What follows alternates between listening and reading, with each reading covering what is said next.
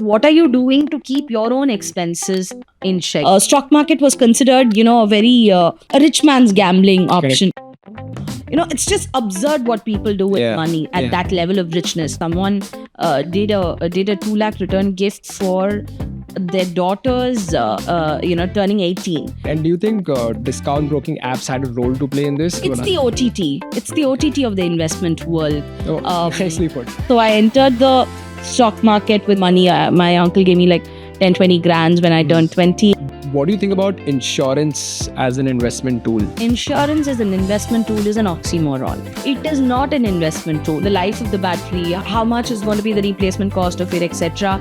You might want to reconsider your decisions. We have to have certain amount of interest in the stock market because just an FD return is not going to help What mistake do you think people generally make with credit cards?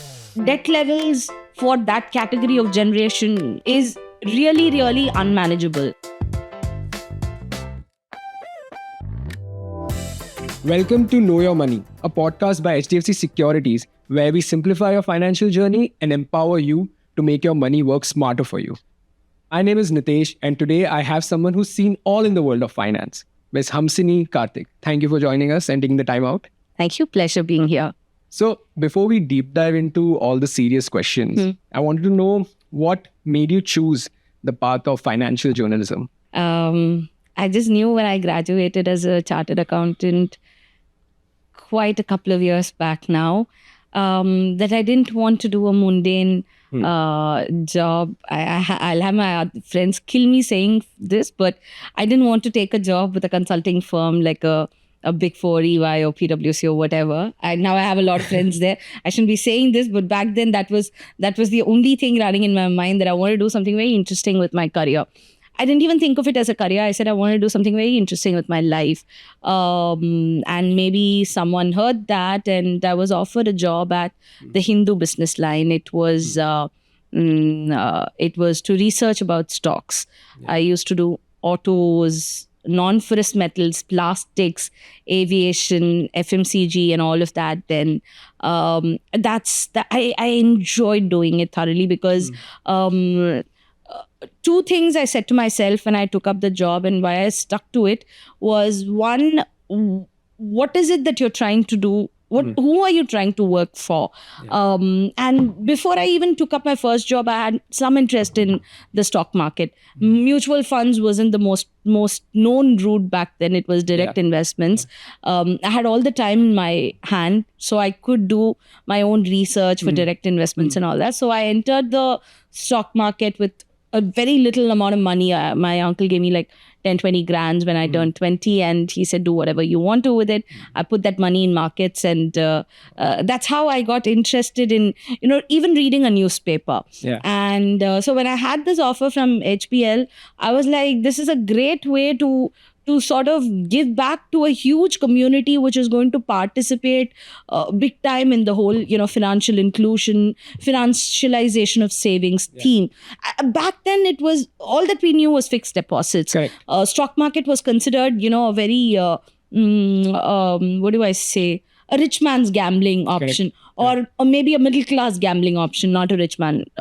Ponies and horses were still popular back then. So, therefore, the reason why I wanted to do it with the HPL and not with a sell side research house was a media outfit, and I believe in that even today, is we have a lot more independence.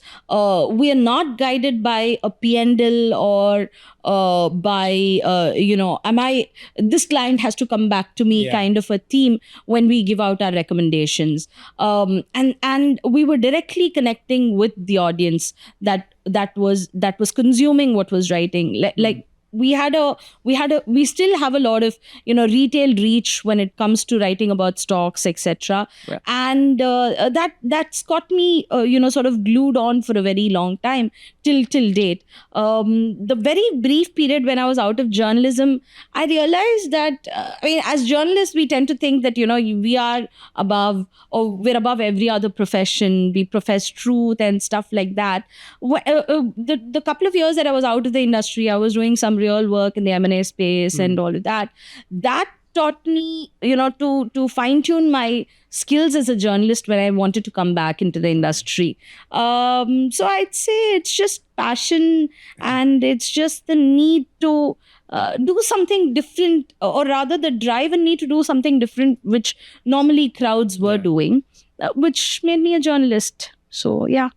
Not a lot of 20-year-olds are going to invest in stocks, when they get a 10, 12K sum. Is that the advice you would typically give now as well? I think the way we are headed to today, we have to have certain amount of interest in the stock market, because just an FD return is not going to help us. Yeah.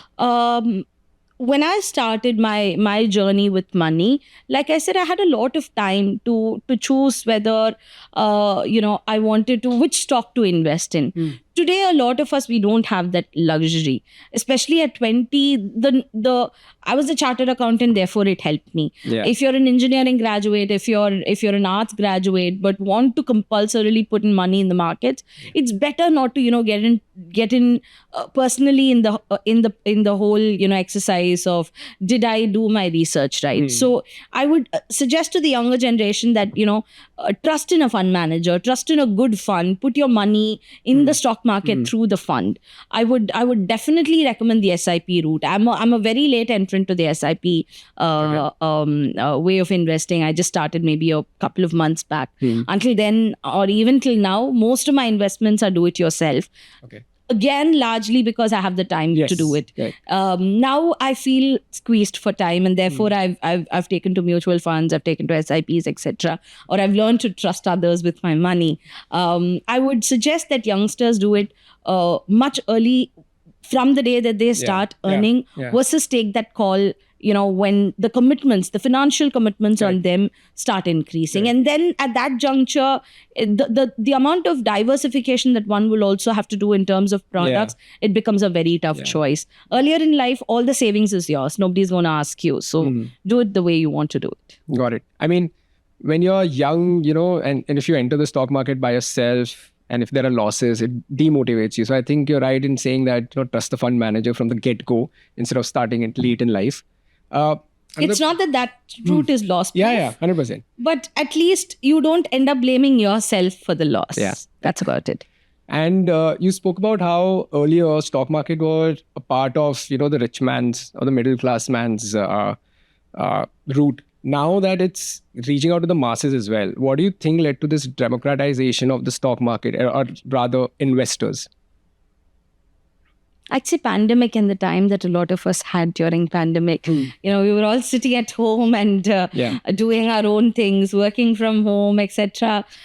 So we had access to a world outside of our normal office spheres, outside the normal, investing avenues. We started getting interest in stocks. We started, I say, because we had time, and we also had an alpha to our savings. A lot of us saved on rents, a lot of us saved on cost of commute, etc. And the wallet was a little richer versus what it was prior to pandemic. Not necessarily that jobs increased or the increments increased. It's just the savings that we were forced to do. And we were finding at that point in time, FD returns were dropping at 6%. And sub 7%. When you're starting your career, 7% is not even beating inflation in the real sense of the word. And that motivated people to look outside the typical investment avenues that our parents were conversant with. There's a lot of literature. Today, even a general newspaper, I would say, has so much of literature around financialization of savings, about investments, about markets, compared to what was 10, 15 years back. At that point in time, for me, the pink papers were the go-to sources for me to, understand what's happening in corporate India. Today, you have that in a normal white sheet. A normal white broadsheet gives you all that information. You don't need to look outside that. So that is a big impetus that this generation is also getting in terms of helping them make more, nuanced decisions with what they want to do with money. And do you think discount broking apps had a role to play in this, in terms of getting access to the market? It's the OTT. It's the OTT of the investment world. Nicely put. So everyone does not have the luxury of going to a theater.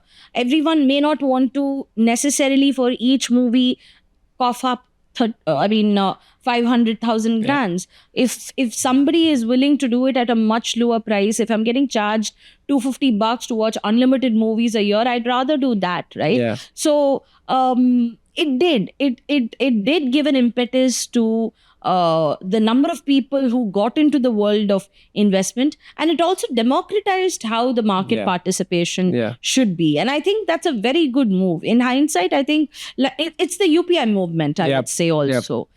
Who's to say that this is how you should transact or this is how you should buy stocks? Correct. If I've innovated a better way that I can reach a larger section of masses, why not? No, fair. I mean, very well put. Like, I've never thought of discount broking app as the OTTs of, the stock market. Now, coming to financial literacy, I'm a big advocate of having that from your school days, right? We unfortunately don't have it yet. But if there was an opportunity to have it and you were consulting on at least one financial concept that has to be taught in school, which one would that be? Save. Okay. Non-invest? Non-invest, save. Because you need a certain basket of money to invest, right? Saving is very important because, okay, I'm a mother of a 7-year-old, and I'm trying to, literally tell my son that there are so many people, there's so many children around you who do not have the means to buy a toy every week that you are buying. Instead, save this money, buy a bigger Lego, or buy a bigger toy, or buy a bigger something. So I think at the school and college level, children should be taught to save first. At least have something in your hand that you think you can do something useful with, maybe a year or two once you step into the real world. Yeah. So invest is a different thing. Invest though, at that level, invest is coming from mama's or papa's money. Yeah, so correct. I don't think that's taking it too far, right? Yeah. But at least learn to save your parents' money. Fair. My son doesn't have to. If he starts saving enough, I think I would be needed only to ferry him from shop A to shop B, but not to pay the bill. So that is the basic that I would want my son to get at, maybe 2-3 years from now. Okay. No, that's an eye-opener, because I thought people would say invest from an early age, but you're right. Save first and then eventually start investing. Through your years of journalism, you've met obviously a lot of people, you've interviewed a lot of people. Are there any weird stories that, stand out? Something that made you go like, wait, people actually still do this with money? Many things actually. As you said, we interact with a cross section of people. Yeah. And for me, the pool of people is largely bankers, the community of bankers. And most of us, I mean, it's only the 1% of India which is actually paying the taxes. And many of us belong to, or at some point in time belong to the 99%, right? So what all people do with money can actually drive you mad, can drive you insane.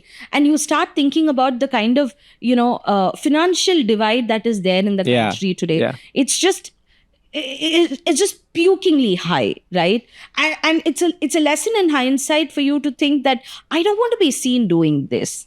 Like I've known people at that level, who've been giving, who don't think twice to give a 2 lakh return gifts for children who attend their kids' wedding, not even wedding. I know a case where someone did a 2 lakh return gift for their daughters, turning 18. It's just absurd what people do with money at that level of richness. And it sort of taught me that I'm not going to do that. But having said that, I also meet a lot of sane people. These are people who teach me how to diversify my money. My instinct to buy property when my husband and wife, as a husband and wife, when we decided to settle in Bombay, the first thing we bought is a property. Okay. And trust me, we did it at a very young stage in our life, at a very early stage in our life, that today I think at least 80% of my financial needs are taken care of. So it's our interaction with I would also say some of these sane people that channelize us in the path that we need to take. We hear a lot of struggle stories. Not every CEO who's made it to Correct. the top, has a rich background. Yeah. There are a lot of people who work very hard through the journey to be there. Those are lovely, inspiring stories. And I think those are stories to be told to the younger generation, because we all live in a fallacy that money to aa jayega aise Correct. ही. ऐसा नहीं आता है. बहुत मेहनत करना पड़ता है for us to Yeah. get to that stage of, Yeah. wealth, for us to get to that stage of comfort. So that's my learning largely. And is there any story that you've written that stood out to you in the sense where it may not have been the biggest headlines, but it's still close to your heart, or something that made you change the way you think about money? I'll just put that question a little differently. Some of the work that I've done have sort of had a large impact in the regulatory spheres that I deal with, which is largely the Reserve Bank of India, and that has brought to light a certain thing, a certain development that was happening at that particular financial institution. It's nudged the regulator to take corrective steps. So I would say, in the larger context, these are things that fund managers take note of. People say this stock has become an avoid for me now. This Yeah. stock is a buy Yeah. for me now, based on a lot of work that we do. Indirectly, I would think that this has helped the community as a whole. I don't want to take names here. It's not the platform to, but that's where I take pride in what I do, because if I can be a part of the ecosystem which can differentiate the chaff from the wheat, I think we've made some impact as a professional. So impactful work is what you strive towards. Yeah. I would say. Now let's get into the markets a little bit. Now we've seen a lot of conflicts in the recent years, in the months rather.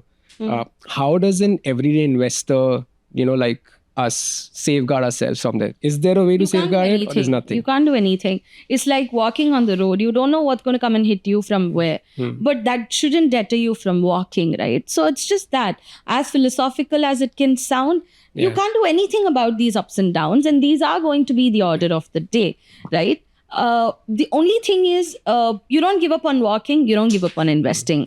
Because at the end, you will reach where you want to reach. Your destination will arrive. Stay in for the long haul. You have to stay in for the long haul. Got it. So with, EVs and renewable energy now being a game changer, do you think our generation is the last to depend on oil price volatility? As long as Trump is there in the US, I don't think this question is really relevant still, because he's challenging the very core of EV. Correct. Right? Correct. And there's a reason why it's called fossil, right? Because it came from the fossil, and fossils generally have a very, very long expiry date that no one can put a number to. Yeah. So to say that, we'll be completely off fossil fuels, etc., it's nice to think of it that way, but I don't think we would. As an Indian community, we're really headed that direction. A lot of us are still dependent on fossil. And let me take you back a little. This was, I think, around 2017 or 18, where we had some change in regulations for NOx and SOx. Nitrogen dioxide and sulfur dioxide emission norms for thermal plants. There was a lot of resistance. Initially, we were seeing a couple of plants getting shut. Then there was not any funding that was going towards the thermal plants and all that. Then those guys also hit back at the government. They wanted the whole law to be deferred or to be rethought again. Today, we still continue to have our equal amount of share coming from these fossil fuel generated electricity.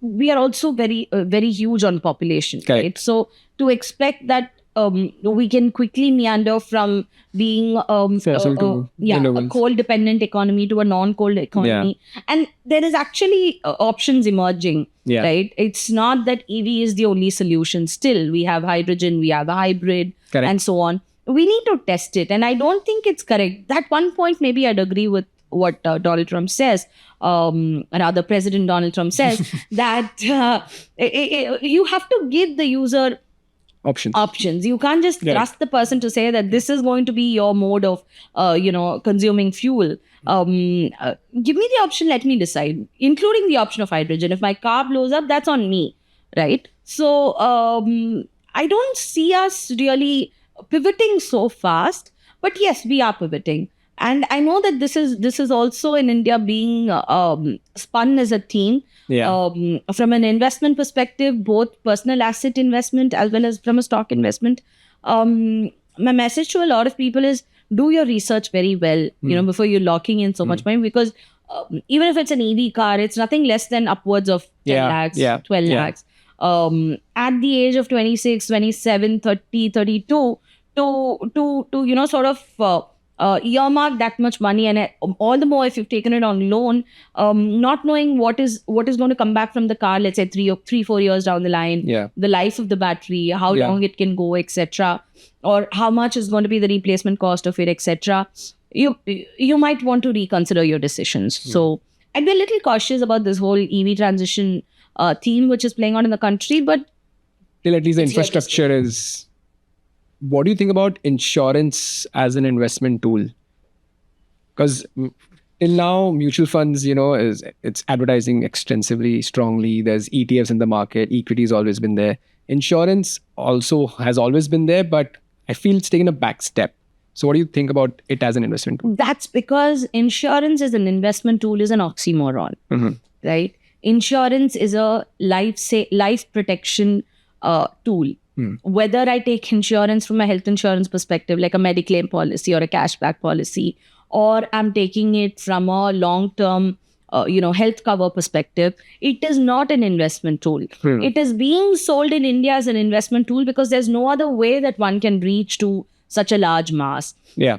But if you're really looking at insurance, my suggestion is don't think of it as an investment tool. Think of it as a savings product. If you envisage, and all of us should be envisaging it, because it can happen at any point in time. Correct. If you think that there could be a hospitalization, let's say, or you want to prepare yourself for a hospitalization, let's say 2-3 years down the line or whatever, start paying up your premium from today so that you're not caught unaware at that point in time when the event has happened. Yeah. Right? Yeah. So what that also means is that instead of you paying the bill at that point in time, at that juncture, you're prepaying it from today itself. Yeah. Therefore, when the event occurs, you have somebody to take care of that expense. Correct. Right? It's just deferred savings, right? So do not look at insurance as an investment product. Look at it as a savings product and therefore opt for it wisely. Okay. No, that's very well put, because they, like you said, they advertise it as an investment, right, rather than a savings tool. EPFOs are also been there, and they are quite helpful for people. But getting that money out of EPFOs is quite that process is now changing. Simplified. It's simplified. It's not as complicated as it used to be. And that is an avenue if given an option. Like if you're working in an organization which is entitling you for PF benefits, etc. Correct. Don't shy away from it. Please do as much as you can through that benefit, because again, like I mentioned for insurance, this is also deferred savings. This is invisible money, which is yours. Yeah. So know how to claim the money, but keep putting money in that channel and through that channel till the time that you can be actively in the workforce. Yeah. It's for youngsters. The compounding effect of EPFO is not something that they understand on day one, but they will maybe 15 years down the line. Yeah. So, as if you have an option as a salary component, put as much as you can in EPFO, right? 8% is the norm. I'd say take the entire. Not that any of us really have an option to do a little lower than that, but let that be what it is. Don't try to really play around. I was reading that there are many firms now coming up which help you get that money out because it was complicated. But I'm glad to hear that it's simplified now. It is simplified, but yes, there are a lot of firms that help you. They charge a little fee for that. That's also a good option as long as you get your money back. And I'll tell you where that money will be very handy. Like for instance, somebody has met with an accident and you're falling short by about 3-4 lakhs. Why go out and reach people or take a personal loan or emergency loan or something like that? That money would have been lying in your EPFO account. Correct. Take it from there. Correct. So this is invisible salary that you've earned over a period of time, and it's very critical because India is not a country which really offers any retirement benefits Yes. or pension or, Yeah. or products like that. And tomorrow at 70, also, if I were to hospitalize myself, I have to pay it through my pocket. I'm not going to, I don't have the state to fund me for that. Correct. Therefore, consider the money in Provident Fund as your, state-sponsored retirement. Correct. I think that's how everybody's looking at it till the age we are working at. It's just there, and then hopefully it gives It back will at come that. back to you. Yeah. It should come back to you. Yes. Now, through the years, you've, like you said, you've already, had the opportunity to talk to people from different age groups, different generations. How do you think Generation X, Millennials, and Gen Zs are approaching money? How different is their approach to money, and is there an advantage to either of the generations? Trust me, the approach to money will actually show on your face only when there's a necessity for money. Okay. Till then, it doesn't matter how I spend, what I spend, how much I spend, etc. There's an emergency. Oh, I want to buy this iPhone and I don't have it. Yeah. Do I take a loan or do I save 2 more months and buy the phone? So unless trusted by emergency, it doesn't matter, right? So it's the same, whether you want to call it millennials, Gen Zs, whatever it is. It's money is like how inventions and innovation is. Money is also only out of the way we all look at money is also only out of how we want. How soon we want that money in our wallet. Yeah. Right? Yeah. It's pretty much the same, but okay. I was speaking to somebody at a credit information, your credit score bureaus, right? And he was saying that earlier the trend was that at 50, a salaried person would start thinking about. 15 years back, it was around 48 to 50 that people would start thinking about taking a home loan. So if we were to, profile the home loan borrowers, they would largely fall under that bracket. He was saying today, people take their first home loan at the age of 27 to 35. That's very interesting because it means that what used to be roti, kapada and makan is now reversing. Yeah. It starts with a roof over your head. Right, which is a great thing. From a savings perspective, it is a great thing.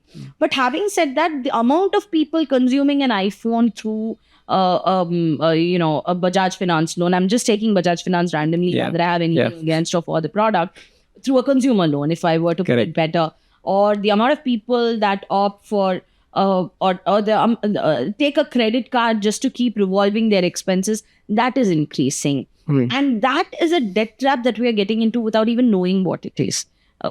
Credit scores are there. They will keep a lid on us. So that is all wisdom in hindsight. But what are you doing to keep your own expenses in check? Are we consuming exactly how much we are earning? I think that concept is getting challenged a bit. But having said that, no economy can grow on a consumption basis if one were to only spend exactly what they're earning. Right? US for instance is the hugest example of a consumption economy. Correct. And the only reason it is a benchmark for consumption economy is that people go out and take a mortgage on whether or not they have the propensity for it. Right? The belief is that I will be earning to repay the loan and I will end up repaying the loan after a few years.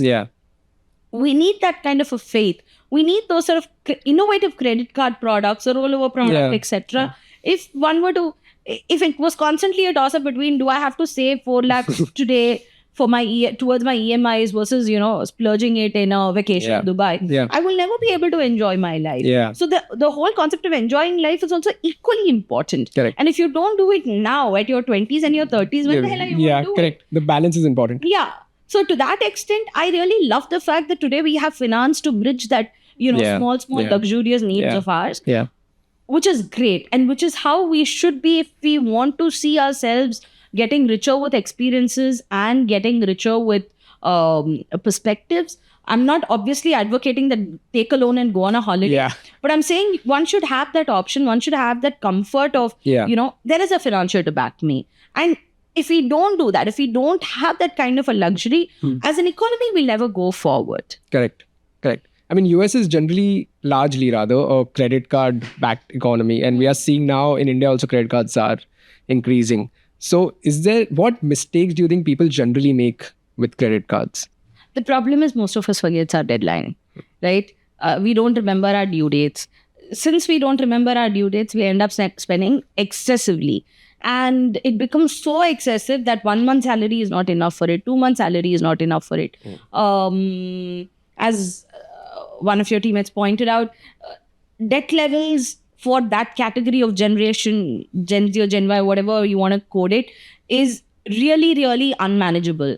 And I think maybe part of it is intentional, but I would like to think that 90% of us commit these mistakes unintentionally. But having said that, whether it's intentional or unintentional, the moment you are in debt and the moment you're in a debt trap, that is, you're constantly living out of somebody else's wallet or through a finance line, it propels us to do too many things that we may not want to do in the normal course of life. So of course, yes, we have somebody to support us financially, but also see whether that is enough. I mean, whether you can pay your EMI and still, live a good life.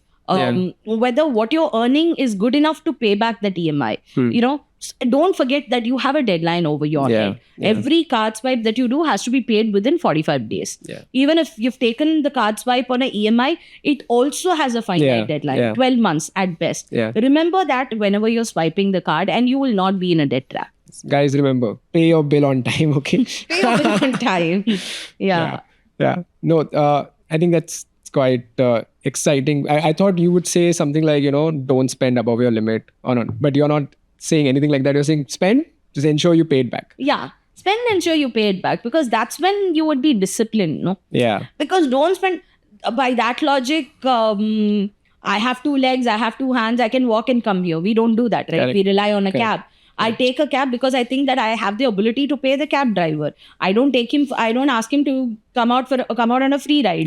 Drop me from point A to point B. That is excessiveness, right? Don't do that. When I'm availing for the rest of the walks of my life, and I'm availing services as much as I can, we have a maid at home who does a lot of work for us. Why do we do that? Why do we engage a maid? Because we know we have to pay her, and we will pay her because she's taking some part of your burden which would have otherwise fallen on your head. Correct. Right? You could have used that time differently because you have a maid. It's just like that. Instead of a maid, you're replacing it with a lender. Right? And it's a tangible and an intangible service. It hits your bank account directly, but you don't remember that, or you don't want to remember that this is not your money. No, I think this is a reminder that we should remind ourselves on our phone.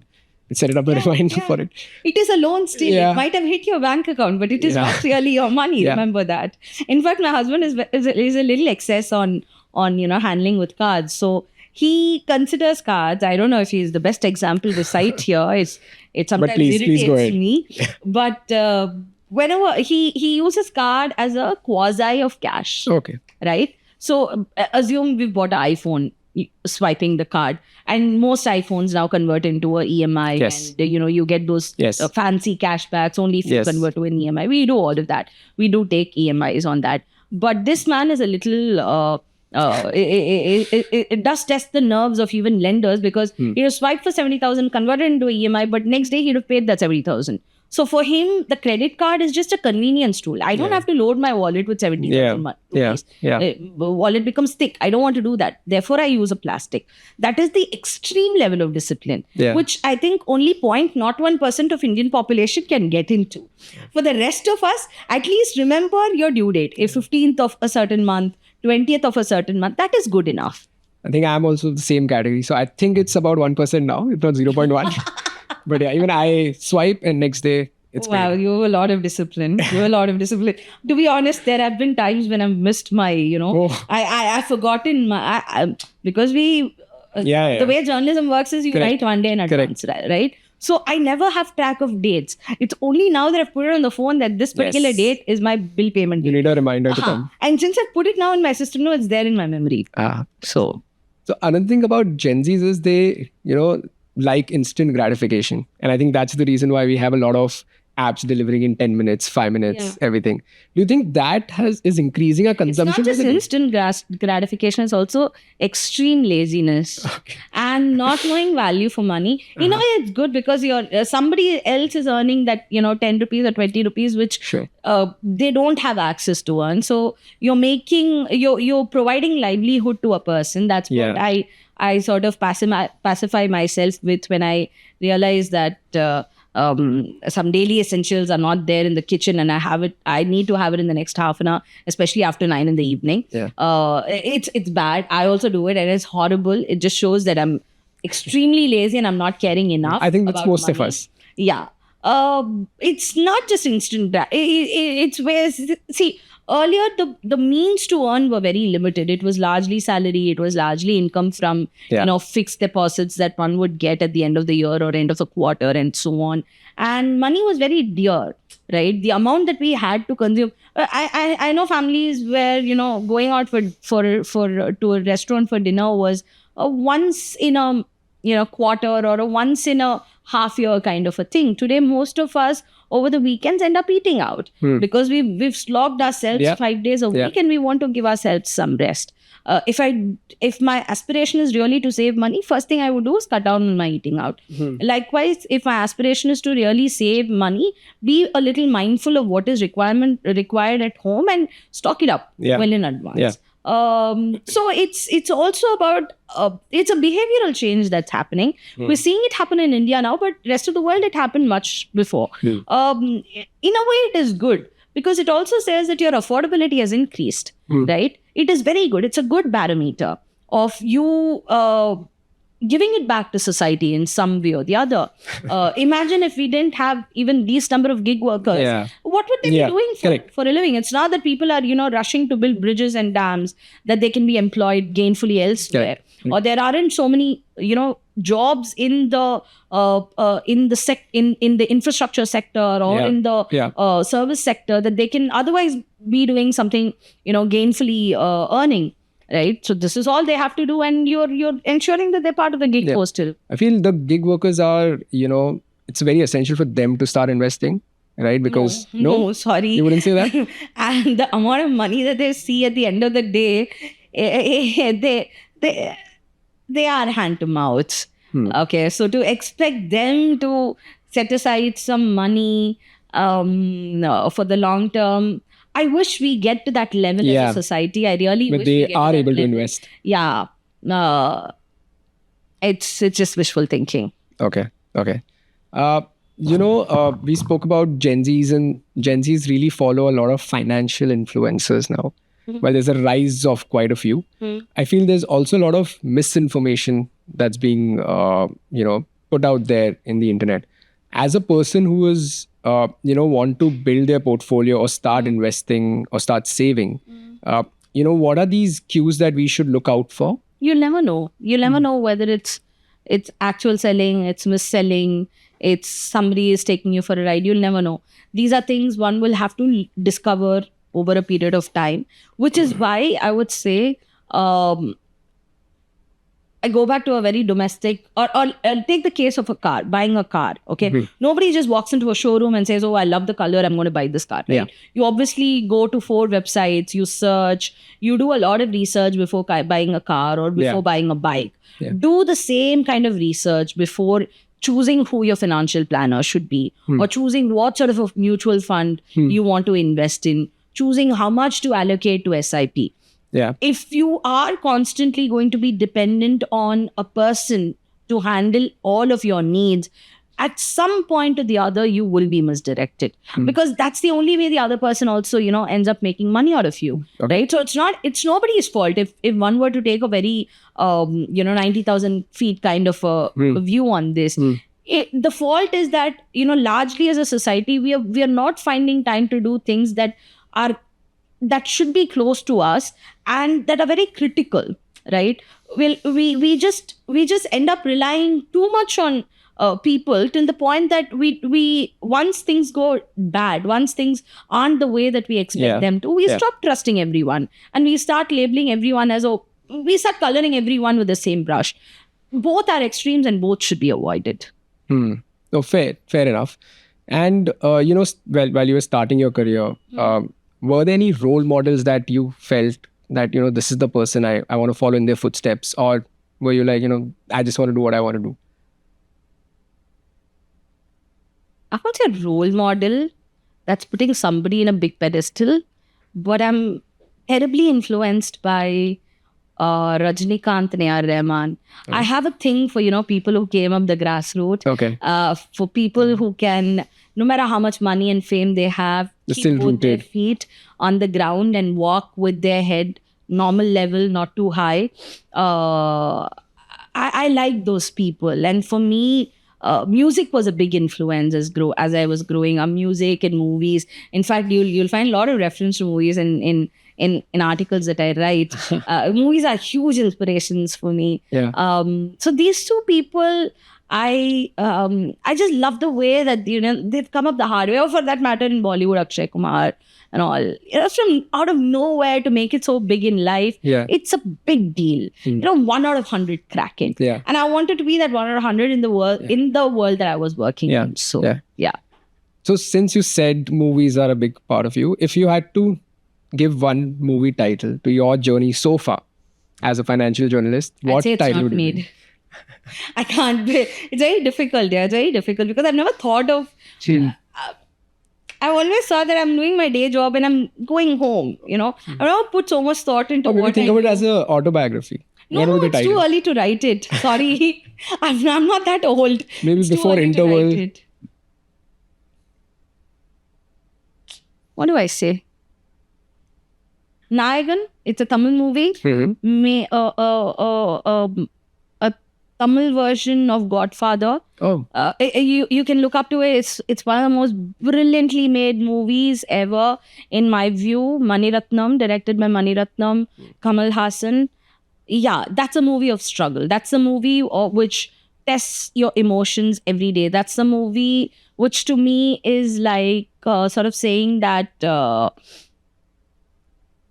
bad things keep happening. How do you rise up again? okay. So, yeah, maybe That's- that. It's quite inspirational. Yeah, I can sit and watch that movie any number of times at any point in the day or night, just like that. And one last question. Do you have a fire number in your mind? And when do you think you're going to achieve that, if that is a goal for you? No, I don't. Because the moment you say that this is my destination, you will stop walking, because you'll suddenly realize that, oh, my legs are really tired. Why don't I walk? It's only this much gap. I can take a 5-minute break and walk and stuff like that. There's nothing called a final destination. There's nothing called a number for me. As long as I have the drive in me to do it. More than the drive, as long as I see the purpose in doing what I'm doing. Because the world around us is changing dynamically. What used to be, philosophies of yesterday aren't the philosophies of today. And so is with the media industry as well. I hope we don't change drastically enough that, fresh blood doesn't stop coming in here. I genuinely believe that a lot of the work that we do is ensuring that regulations are fine tuned, is ensuring that there is a sense of discipline among people. There is at least the fear of getting questioned at some point in time among people, and that's very important, because if I realize that I can do whatever I want to, nobody's going to ask me any question. I will do whatever damage that I can do till eternity, right? Okay. So I represent a segment where we have to keep challenging every action till we get an answer. Some of us have gotten answers to a lot of things that we've written. Some of us are still in the process. And I think whether we've reached the end goal or not, I don't think we should keep an end goal in front of us. Keep walking till you can. Okay. No, that's well said. And just one financial advice that you would leave out for our listeners. Be self-sufficient. Always have the sufficient amount of money that you think will be adequate for you. Don't get greedy, right? But be self-sufficient. Never put yourself in a position that you will have to ask somebody for money. If it is a loan that you can take and, keep yourself comfortable, go for it. For women, especially, I would say the requirement to be self-sufficient is 10 times high. Like for instance, my son takes a lot of pride in saying that this my mama got. When he realizes that in his class, most of the children depend on their father for things. So that gives me happiness too. That gives me a purpose. Yeah. If I can write a check for his school fee when everybody else who was standing along with me are asking their husband for the amount, blah blah, I feel like, okay, I've done something good with my life. That is very important because and in the years to come, financial independence, especially for women, is what will secure us. Good education and financial independence. Yeah, and I think that will help the nation as well. If you have women taking charge of finances and being self-sufficient, like you said, I think that will help the Nobody nation dictates your life. You dictate your life. And for that, you have to have the right amount of money. Okay. Yeah. So thank you for this insightful discussion. And it was really fun chatting with you. Same. Thank you. Thank you so much for taking the time out. And for listeners, this is just... I enjoyed it too. Yeah, thanks. But listeners, this is just a part of the series. We have many more coming up. So stay tuned. Thank you so much. Lovely. Investment in securities market are subject to market risks. Read all the related documents carefully before investing.